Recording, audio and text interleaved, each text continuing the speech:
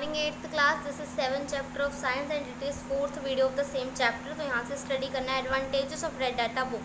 तो red data book के advantages क्या है? It helps in identify all animals and bird and other species about their extinct and endangered species. तो ये हमें जानवरों के बारे में नॉलेज देती है, कौन सी जातियाँ ख़त्म हो रही है और कैसे कैसे हो रहा है उनके साथ। और it is use to evaluate the total world's animal population present. और ये हमें बताती है कि पूरे विश्व में अभी कितनी पॉपुलेशन है जानवरों की। The data available in this book can be use to evaluate the taxa at the global level. तो टैक्सा जो है ग्लोबल लेवल पे ये हमें इवेल्यूएट करने में हेल्प करती है। With the help of this book, इस बुक की मदद से we can estimate the risk of taxa becoming globing. तो टैक्सा मतलब जानवरों की संख्या, तो इसको हमें ये कितनी रह गई है ये हमें बताती है।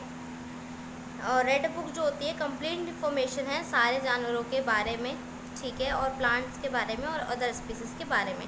अब डिसएडवांटेजेस क्या है इसकी? इन्फॉर्मेशन जो है रेड डाटा बुक में इनकम्प्लीट है। बहुत सारी स्पीसीज जो है विलुप्त हो गई हैं जो इसमें नहीं मेंशन है, ठीक है। The criteria was are applied here is only within the territory of the state. किसी स्टेट के बारे में ही होता है, उसके बाहर जो जानवर वगैरह हैं उसके बारे में नहीं होता। This book maintains the complete record of all animals, plant, other species, but it has no information about the microbes. तो ये जानवरों वगैरह के बारे में तो बताता है, पौधों के बारे में, पर माइक्रोब जो सूक्ष्म जीव है उनके बारे में कुछ नहीं बताते ये बुक, ठीक है। अब माइग्रेशन देखेंगे। माइग्रेशन क्या होता है बच्चों? At its most basic, migration is the movement of a group of animals from one place to another and in most cases back again. Most migration is seasonal, that is what we see when many birds return to Idaho in the spring and leave in the fall. These birds also represent a complete migration because all members of a species leave. Sometimes not all members of a migratory population leave an area. This is called a partial migration. Red-tailed hawks are a good example of a kind of bird that is a partial migrant. अब migration क्या होता है बच्चों? मान लो दिल्ली में ठंड बहुत पड़ रही है, तो यहाँ से सारी चिड़िया उड़कर कहाँ चली जाए? मान लो कहीं साउथ में चली जाए जहाँ ठंड कम पड़ रही है, तो इसको बोलते हैं माइग्रेशन। जब बर्ड्स वगैरह उड़ करके कहीं और से कहीं और चले जाते हैं खाने की तलाश में, तो ये होता है माइग्रेशन। अब पार्शियल माइग्रेशन क्या होता है कि जब पूरी जातियाँ उड़कर नहीं जाती, थोड़े बहुत ही जानवर उसमें से चले जाते हैं, थोड़े बहुत ही पक्षी चले आते हैं, तो उसको पार्शियल माइग्रेशन कहते हैं। Mammals are often a good example of a group of animals that are considered nomadic migrates. They wander from place to place, usually with the change of season. They might end up where they started or they could go somewhere completely different. The American bison is a good example of nomadic migrant. Great herd of bisons once roamed throughout the Great Plains as the season changed. तो एक bison जानवर है, वो क्या करता है? Nomadic है। Nomadic क्या होता है बच्चों? एक जगह से दूसरी जगह घूमते रहना खाने पीने की तलाश में, ठीक है। तो ये भी एक तरह से माइग्रेट कहलाता है, ताकि वो एक जगह नहीं टिकते, इधर से उधर घूमते रहते हैं, जैसे कि जब भी सीजन चेंज होते हैं, ठीक है। Not all migration journey are long, while some birds fly incredible distance when they migrate. Some amphibians may only move a quarter of a mile when they migrate. Size does not seem to matter when it comes to migration distance. Idaho's black-chained hummingbirds leave Idaho and fly all the way to Central America where they spend the winter. Then they fly all the way back to spend the summer in your backyard. तो इदाहो जो है वो India से America तक जाता है, सोचो, फिर वापस आता है ठीक है। इदाहो नहीं, ब्लैक चेन हमिंग बर्ड, ठीक है, हमिंग बर्ड। और ये साइज़ मैटर नहीं करता, कोई कोई जो है पास में ही जाके माइग्रेशन कर सकता है, पास के एरिया में ही चला जाएगा, लेकिन कोई जो है बहुत दूर दूर भी जा सकते हैं जानवर। When you think about migration, you probably think of birds. That is because birds are all around us. We notice that when they leave or return. We hear geese overhead in fall and notice when the hummingbirds stop coming to our feeders.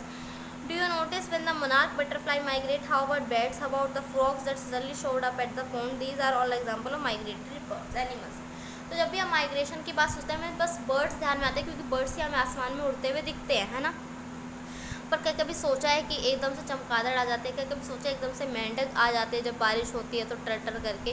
क्यों? क्योंकि मेंढक पहले कहीं और रह रहे थे जहाँ बारिश हो रही थी, अब जब यहाँ बारिश हो रही है तो मेंढक यहाँ आ गए हैं। ये भी माइग्रेशन का एक एग्जाम्पल है। Birds, mammals, reptile, amphibian, fish, even insects migrate. तो सब लोग माइग्रेशन करते हैं। Deer, elk, moose, big horn, sheep and fourhorn सब एग्जाम्पल हैं ये दो मैमल्स के जो माइग्रेट करते हैं। Gopher snakes, rattler snake and other snake भी माइग्रेट करते हैं। Spotted frog migrated to spring to lay eggs, अंडे देने के लिए चले आते हैं इधर से उधर। ठीक है। Salmon migrate from Idaho to Pacific Ocean and back to spawn. Monarch butterfly जो होती है साउथ से मैक्सिको में उड़ती है, और कुछ और स्पीसीज हैं ड्रैगन फ्लाई के, ये पैसिफिक कोस्ट पर चले आते हैं फॉल के टाइम। इस माइग्रेशन जो है सिर्फ बर्ड के लिए नहीं होता, सबके लिए होता है। रिक्लाइनिंग ऑफ पेपर, अब पेपर का क्या सीन है। Today over half of the total paper used by human is collected by recycled. Paper is considered to be the major component of solid waste and makes 50% of the garbage and landfill. तो paper बहुत ज़्यादा use होता है, और कूड़े करकट में 50% जो है पेपर ही होता है। पेपर रिसाइकल करके बनाए जाते हैं, ठीक है। Recycling of paper, paper is recycled by taking it to recycling plant where it is separated and then the separated paper is cleaned and washed with soap to break it down। तो paper को recycle करके ज़्यादातर बनाया जाता है, जो पहले use paper थे उसी को तोड़कर साफ कर फिर बनाया जाता है। After breaking down it is expose to heat and after some time it breaks down into cellulose. तो इसको तोड़ करके धूप में सुखाया जाता है, फिर सेल्यूलोज में बनाया जाता है इसको। Recycle is an essential method to minimise waste accumulation and reduce pollution. तो रिसाइकल करने से पॉल्यूशन नहीं होता है, वेस्ट बच जाता है हमारा। We can recycle old newspaper, हम ओल्ड न्यूज़पेपर, नोटबुक और एनवेलप्स को रिसाइकल कर सकते हैं। पेपर जो है, जो फूड, कार्बन पेपर और स्टिकर से गंदा होता है, वो रिसाइकल नहीं हो सकता है, जिसमें तेल घी चिकनापन लग जाए, वो सब रिसाइकल नहीं होते। अब ये है reforestation. Reforestation is the process of regenerating or replanting forest area that have been destroyed or damage for the benefit of mankind। Reforestation and afforestation share the same meaning। Afforestation is another name given to reforestation। तो reforestation और afforestation same है बच्चों। इसका मतलब क्या होता है कि जंगल काटना नहीं, जंगल बनाना, पेड़ उगाना, ठीक है। Occasionally forests have the capability to regenerate due to the trees in the surrounding to do the dispersion of seeds। However, forest land that are badly degraded cannot be regenerated unless plants have been planted by using native method। तो plants उगाएं, वहाँ पर नए नए seeds वहाँ पर डालें, तो ही रिफॉरेस्टेशन हो सकता है। अब इसके फ़ायदे क्या हैं। तो reforestation is very important procedure in order to save our plant. तो प्लांट बचाने के लिए बहुत इंपॉर्टेंट है ये। This is needed as huge forest are being destroyed or damage to the various reasons on the daily basis. क्यों? क्योंकि बहुत सारे पेड़ पौधे नष्ट हो रहे हैं रोज रोज। तो removal of the green cover from the surface of the earth has become common due to various reason such as forest fire, agriculture needs, human needs. तो लोगों की ज़रूरतों के लिए, माइनिंग वगैरह के लिए बहुत सारी जो है हरी शीट जो है, यानी कि पेड़ पौधे जो है वो अर्थ पर से हटते जा रहे हैं। ऑक्सीजन कार्बन डाइऑक्साइड बैलेंस बिगड़ रहा है। तो रिफॉरेस्टेशन से क्या है, active promote the gradual depletion of CO2 from the atmosphere through absorbing during photosynthesis. तो फोटोसिंथेसिस के दौरान जो पेड़ पौधे कार्बन डाइऑक्साइड लेते हैं, तो वो जब नहीं रहेगी तो कार्बन डाइऑक्साइड का भी नुकसान होगा। This is turn reduces it's concentration in the atmosphere. Atmosphere ख़राब हो रहा है इससे।